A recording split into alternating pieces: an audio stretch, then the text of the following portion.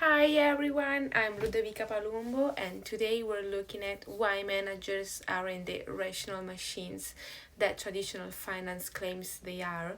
My research mainly explores how behavioral finance actually shapes decision making and strategic communication. We'll see how biases like overconfidence and limited rationality transform leaders into complex behavioral agents. Let's dive in. We are used to thinking of top managers as infallible logical machines. Classical finance theory tells us that those who lead company analyze every available piece of data and always choose the option that maximizes value. But is that really the case? If we look at market crashes, sudden booms, or glaring forecasting errors, we realize that perfect rationality is a myth. This is where behavioral finance comes in.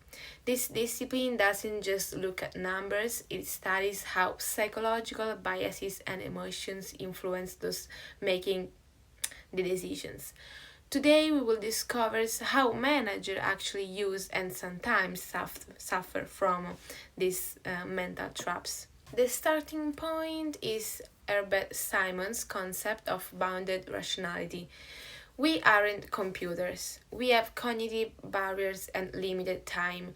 Instead of the optimal solution, we often look for the one that is good enough for the situation we are in. But there is more. According to Kahneman and Tversky prospect theory, we don't evaluate gains and losses in the same way.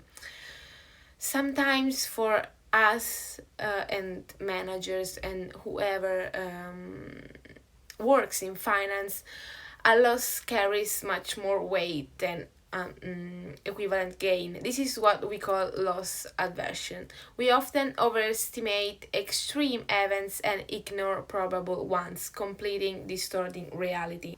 But let's get more practical. Managers are not external observers. They are agents influenced by context and hierarchies.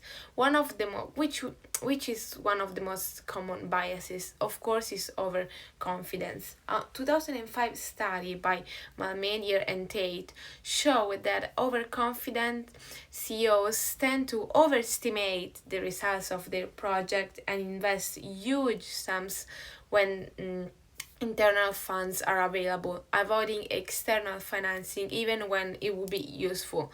This excessive confidence can lead to ignoring objective market data. And we what about the risk? Managers rarely use complex probabilistic models. They often perceive risk qualitatively based on personal judgment and immediate performance goals. Even highly qualified teams and firms like McKinsey have confirmed that these biases are omnipresent. However, behavioral finance is also a tool for leadership and communication. Managers use framing, the way the information is presented, to influence their team. For example, to overcome employee inertia during times of change, managers might address the endowment effect, the tendency for people to value what they already possess, such as old working habits, instead of talking about new advantages. An effective manager will use lost framing, so highlighting the time and the opportunities being lost due to inefficient methods. In moments of crisis, to panic, historical anchoring can be used. So, by shifting attention from a recent crash to long term data, a manager can stabilize the emotional reaction of clients or investors or stakeholders.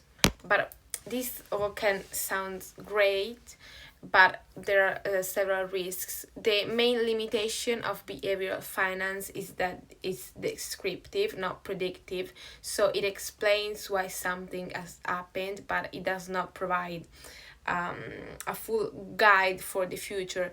So then there is the major dilemma. These techniques can become tools for manipulation, used to justify instinctive decision or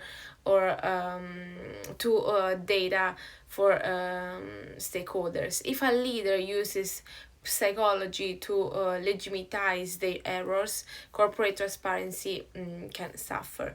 In conclusion, we can say that behavioral finance teaches us that behind every balance sheet there is a human mind with its limits. So the challenge for tomorrow's and future managers, so to me as well, is to use this knowledge not to manipulate but to create decision making processes that are more you can say transparent and aware. What about you? Have you ever made a major financial decision based purely on instinct? Let me know in the comment and see you in the next video. Bye.